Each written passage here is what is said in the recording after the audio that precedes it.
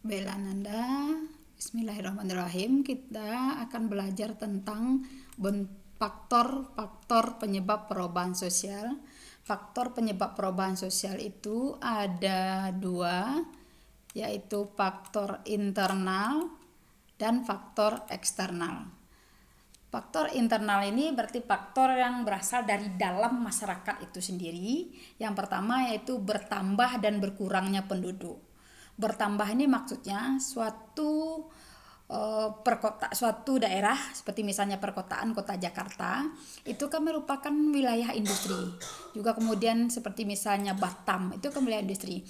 Maka orang-orang akan datang, yang terutama usia-usia produktif akan datang ke Batam atau ke Jakarta untuk mencari pekerjaan. Maka nanti penduduk di kota itu akan bertambah. Sedangkan di desa itu akan berkurang. Usia-usia produktif sudah merantau. Sehingga kalau di perkotaan, mereka merantau ke perkotaan itu bertambah penduduk, nanti kemudian yang datang ke kota itu kan bukan orang-orang yang punya skill atau punya keterampilan yang bisa bertahan hidup atau bisa mendapatkan pekerjaan di daerah industri. Kadang-kala mereka ke sana itu hanya menggunakan badan istilahnya punya modal badan sebatang kari gitu. Jadi mereka ke kota itu tidak punya keterampilan khusus, nanti mereka akan bisa menjadi pengangguran atau menjadikan masalah-masalah sosial. Jadi kemudian terjadi perubahan di kota, penduduk kota menjadi padat, masalah misalnya meningkat, kemudian tanah-tanah untuk tempat tinggal itu tidak ada lagi. Maka akan nanti terjadi perubahan dalam sistem tanah dengan adanya misalnya peminjaman tanah, sistem hak milik tanah itu akan terjadi perubahan. Kalau berkurang di desa yang setelah penduduk telah pergi itu nanti akan berkurang penduduknya, maka kok desa akan lambat berubah menjadi maju. Kemudian faktor penyebab yang kedua itu penemuan-penemuan baru. Penemuan-penemuan baru ini disebabkan oleh bahwasanya manusia itu punya kebutuhan yang semakin banyak. Semakin berkembangnya kebutuhan manusia, maka manusia akan berpikir bagaimana menemukan sesuatu yang baru untuk mengembangkan ide-idenya itu menghasilkan suatu karya.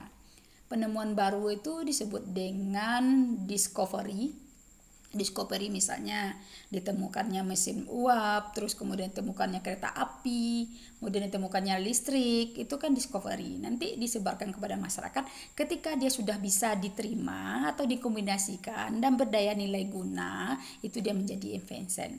Di penemuan baru, discovery, penemuan ide atau penemuan alat itu discovery.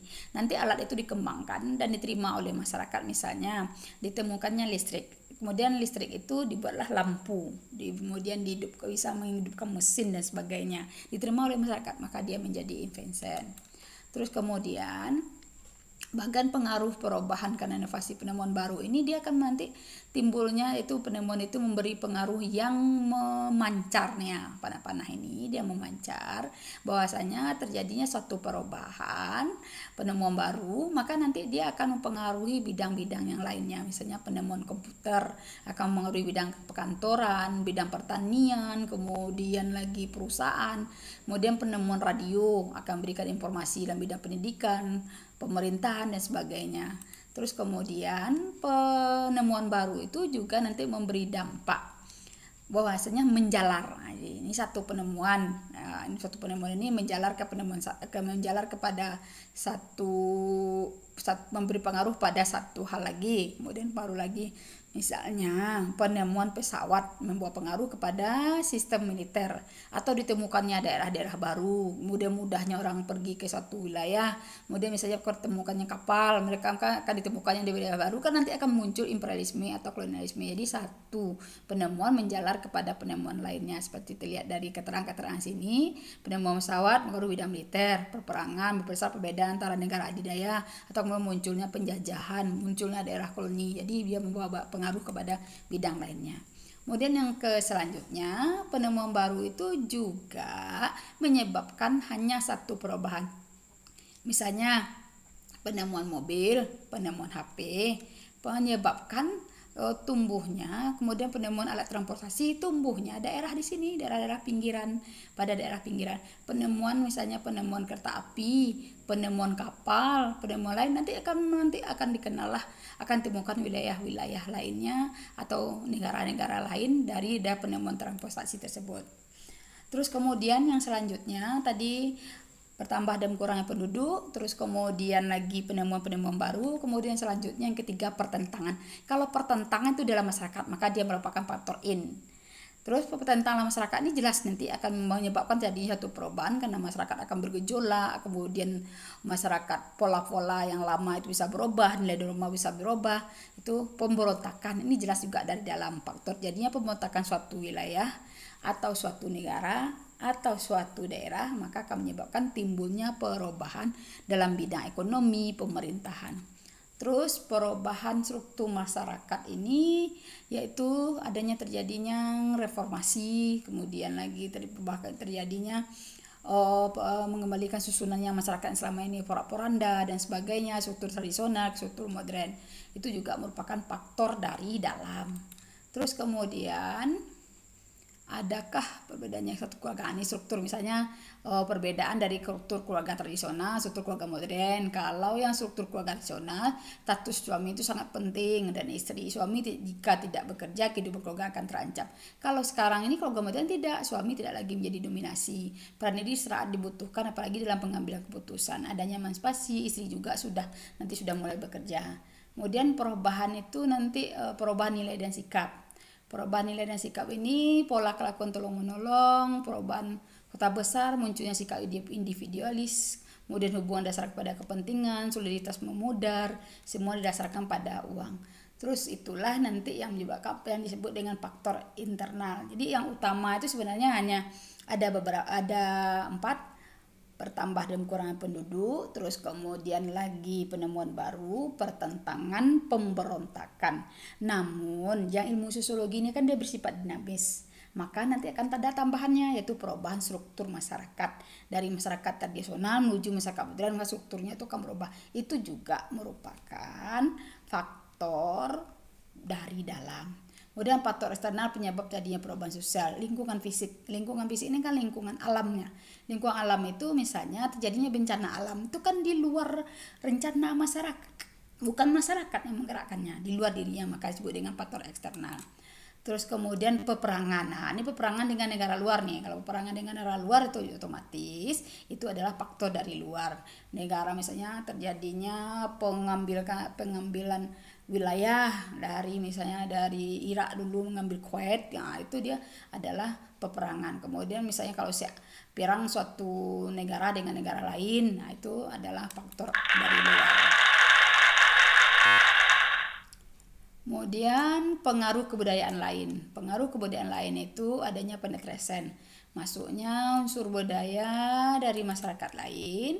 Misalnya seperti kita dulu masuknya budaya Hindu, budaya Buddha ke Indonesia, terus kemudian akan membawa kepada perubahan. Jadi yang pengaruh kebudayaan ini adanya difusi. Ada difusi itu ada 2 caranya, yaitu penetration Pasifik, kemudian lagi penetration violent. Ya, nah dari kita udah juga belajar di dalam proses perubahan. Nih. Terus kemudian lagi akulturasi juga termasuk kepada pengaruh kebudayaan lain. Pokoknya terjadi perpaduan 2 kebudayaan, masih kebudayaan baru tanpa menghilangkan kebudayaan lama. Jadi akulturasi, asimilasi, terus kemudian difusi itu adalah pengaruh kebudayaan yang lain. Jadi itulah yang merupakan faktor penyebab perubahan sosial. Nanti Anda juga bisa melihat nanti ini faktor pendorong dari asimilasi. Kenapa kok bisa terjadi perpaduan antara satu budaya dengan budaya yang lain, dengan adanya hubungan antara satu masyarakat dengan yang lain, ini faktor pendorong asimilasi. Percampuran itu kan jadi kalau seandainya masyarakat itu punya toleransi, punya sikap menghargai orang asing, sikap terbuka, dan adanya amalgamasi atau perkawinan campuran, adanya musuh bersama dari luar, maka masyarakat yang satu dengan masyarakat lain itu dia akan bisa menjadi kompak atau saling mencapai tujuan yang sama. Kalau musuh mereka sama tapi kelompok yang berbeda, mereka akan menjadi satu. Faktor-faktor penghambat asimilasi jelas perpaduan itu kan terhambat kalau kurangnya pengetahuan, perasaan takut pada kebudayaan, perbedaan warna kulit, terus kemudian adanya in-group dengan out-group gitu. Terus kemudian lagi pengaruh kebudayaan lain itu juga misalnya adanya sintesis.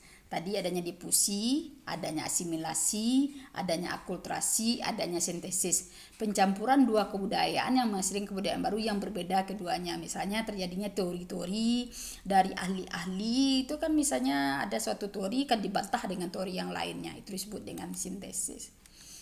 Oke, Nanda, ini ada sedikit pertanyaan. Apa itu penyebab solidaritas pada masyarakat kota? Apa penyebabnya? Jadi, Ananda akan bisa nanti melihat apa penyebab rasa solidaritas masyarakat itu akan memudar. Oke, itulah media pembelajaran kita, faktor penyebab perubahan sosial.